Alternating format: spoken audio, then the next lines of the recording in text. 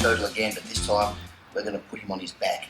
There's a few different ways we can put him on his back, and then we're probably in a better position to try and submit from side control. There's a couple of the ways to put him on the back. Generally when his knees are closer together, when his knees are wider, we might take his back, like we just did in the last one. But now we're going to look at ways of how we can put him on his back from turtle. Let's say his legs are really in close here like this, and this is the first one we're going to do here.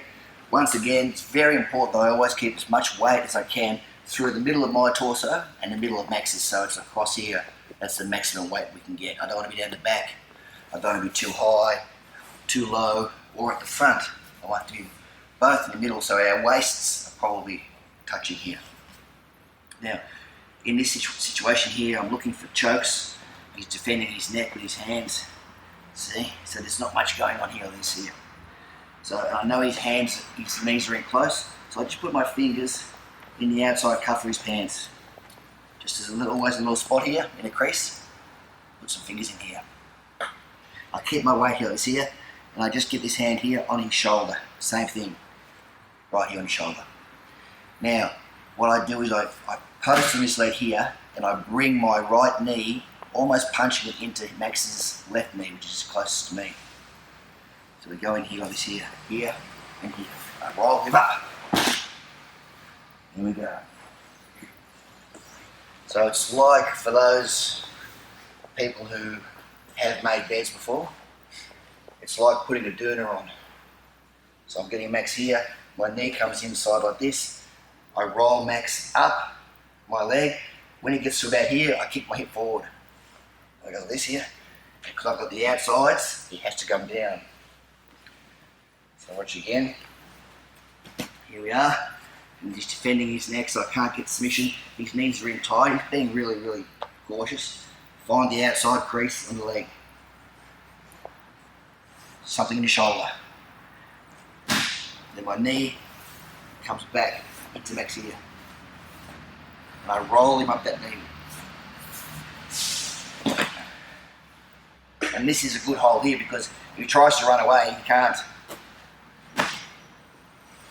So one more time, maybe real time, Max. So here, here.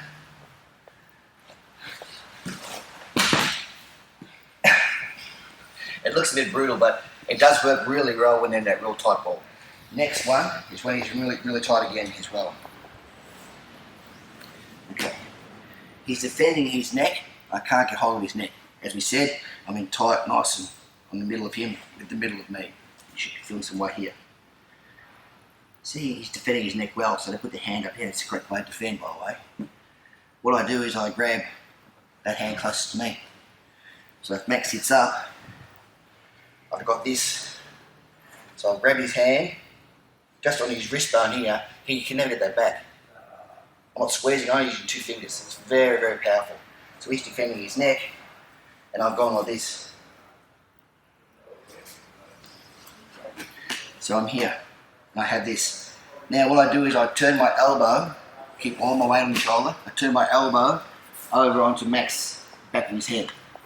And I come over here and I just cup under his ankle. You can see this.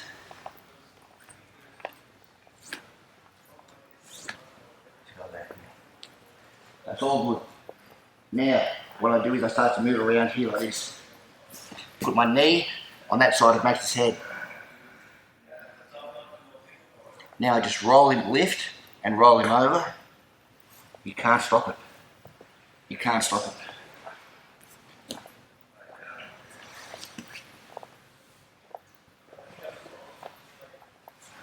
Really good one. So once again, give you all my weight. In the middle, that's good. He's defending his neck. Yeah, come through and grab the wrist. Elbow over. Get to here.